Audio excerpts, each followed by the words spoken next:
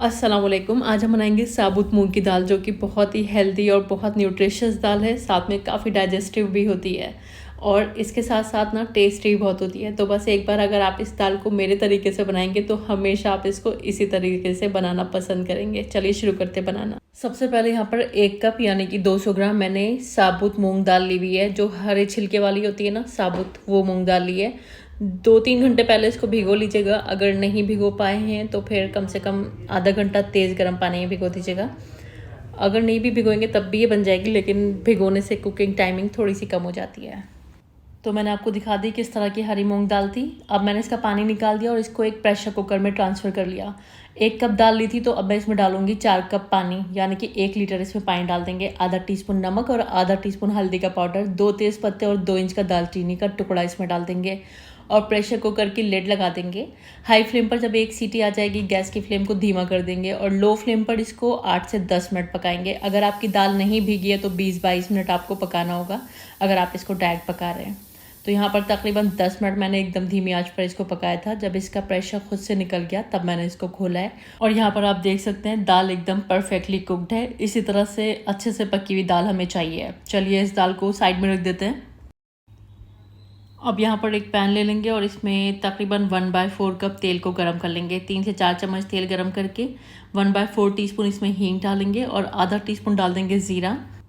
और जब ज़ीरा क्रैकल हो जाएगा इसमें एक मीडियम साइज़ की प्याज डाल देंगे। 70 से 80 ग्राम की प्याज थी, इसको फाइन चॉप करके डालेंगे और इसी के साथ में हम 2 से 3 हरी मिर्च भी डाल देंगे। और प्याज को हमें इतना फ्राई कर लेना है कि ये हल्की सी सॉफ्ट हो जाए और हल्का गुलाबी होना स्टार्ट हो जाए। बहुत ज़्यादा इसका कलर नहीं बदलना है, बस ये हल्की सी गुलाबी होना स्टार्ट होगी।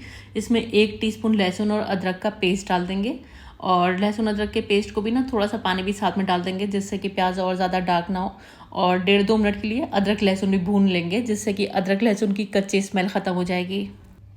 पाउडर्ड मसालों में 1 टीस्पून धनिया पाउडर, आधा teaspoon red chilli powder, 1 teaspoon Kashmiri लाल मिर्च का पाउडर जो कि ऑप्शनल है, 1 टीस्पून नमक और 1/3 टीस्पून के करीब हल्दी का पाउडर। नमक और हल्दी पहले भी डाल चुके हैं तो थोड़ा सा एहतियात से डालिएगा। और बस थोड़ा सा पानी डालकर मसाले को अच्छी तरह से भून लेंगे। इतना भून लीजिए कि इसमें से तेल अलग होने लगे।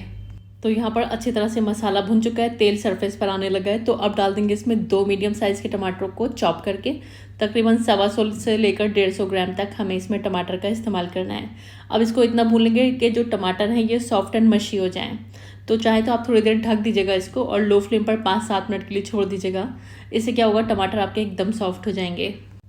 तो यहाँ पर आप देख सकते हैं टमाटर हमारे सॉफ्ट हो गए। तो अब स्पैचुला से थोड़ा सा इनको प्रेस कर देंगे, अच्छी तरह से इनको मशी कर देंगे। और बस यहाँ पर मसाला अच्छी तरह से रेडी हो गया है, टमाटर वगैरह भी भुन चुके हैं। तो अब हमने जो दाल उबाल कर रखी है वो दाल हमें इसमें शामिल कर देनी है और मीडियम फ्लेम पर इसको मिक्स करते हुए पकाएंगे। इसको तब तक पकाएंगे जब तक दाल में अच्छी तरह से उबाल नहीं आ जाती है। इस टाइम पर थोड़ी ये गाढ़ी लग रही है तो मैं इसमें आधा से पौन कप पानी डालूंगी। तो थोड़ा सा गर्म पानी डालेंगे तो ज़्यादा अच्छा रहेगा।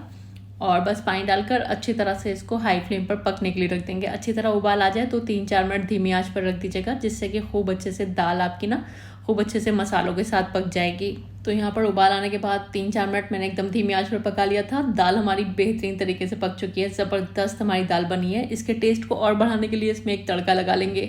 2 टेबल स्पून के करीब देसी घी को गर्म कर लेंगे और जब घी अच्छी तरह से गर्म हो जाएगा हमें डाल देनी है इसमें ज़रा सी प्याज। 1 से 2 टेबल स्पून प्याज डाल देंगे, 2 सूखी हुई लाल मिर्च और जूलियन कटी हुई अदरक डाल देंगे 1 इंच की।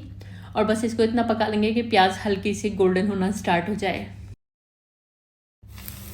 तो ये हमारा ज़बरदस्त सा तड़का तैयार हो गया। आप चाहें तो इसमें ज़रा सी कश्मीरी लाल मिर्च इस टाइम पर डाल सकते हैं, वैसे ऑलरेडी मैं डाल चुकी हूँ तो मैंने नहीं डाली है। बस तैयार किया हुआ तड़का हमें दाल के ऊपर पोर कर देना है और ढककर 1.5-2 मिनट के लिए इसको छोड़ देंगे, जिससे कि जो तड़के की खुशबू है दाल में अच्छी तरह से जज्ब हो जाएगी। बेहतरीन किस्म की हमारी दाल बन करके तैयार है। अब ज़रा सा हमें इसमें गर्म मसाले का पाउडर डालना है। तो बस आधा टीस्पून के करीब मैंने डाला है।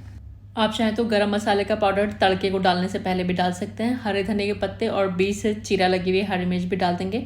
यहाँ पर हरी मिर्च और लाल मिर्च वगैरह आपको अपने टेस्ट के अकॉर्डिंग रखनी है। और यहाँ पर आप देख सकते हैं बहुत ही ज़बरदस्त हमारी मूंग की दाल बन करके तैयार है। बहुत ही टेस्टी ये दाल बनती है और बनाने का तरीका भी आपने देखा, सिंपल सा है, आउटकम अमेजिंग है। एक बार बनाएंगे तो आपको बार बार इसको बनाने का दिल करेगा। घर में हर किसी को ये बेहद पसंद आएगी। चावल के साथ स्टीम राइस हुए चाहे ज़ीरा राइस हुए, इन सब के साथ ये बहुत अच्छा कॉम्प्लीमेंट करती है, रोटी से भी अच्छी लगेगी। तो अपनी प्रेफरेंस के अकॉर्डिंग आप इसको रोटी से या फिर राइस से खा सकते हैं। आई होप रेसिपी आपको पसंद आई होगी। ट्राई करके ज़रूर बताइएगा आपकी साबुत मूंग की दाल कैसी बनी। वीडियो कहाँ से देखी, कौन सा मुल्क है, कौन सा शहर है, मुझे कमेंट बॉक्स में ज़रूर बताइएगा। और रेसिपी को ट्राई करने के बाद कमेंट बॉक्स में आकर अपनी फीडबैक्स ज़रूर दीजिएगा, क्योंकि आपकी फीडबैक्स पढ़कर मुझे बहुत खुशी होती है।